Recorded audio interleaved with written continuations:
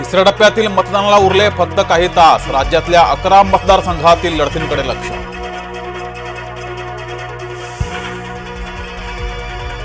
खासदार झाल्यावर पदाधिकाऱ्यांच्या कामात अडथळा नको. मुख्यमंत्री शिंदेंच्या म्हस्के यांना कान किचक्या.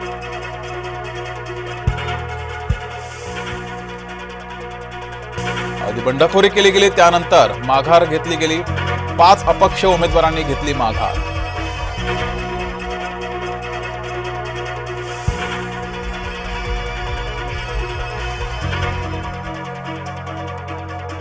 कांग्रेस का हाथ पाकिस्तान के साथ. मुख्यमंत्री एकनाथ शिंदे यांची काँग्रेसवर टीका.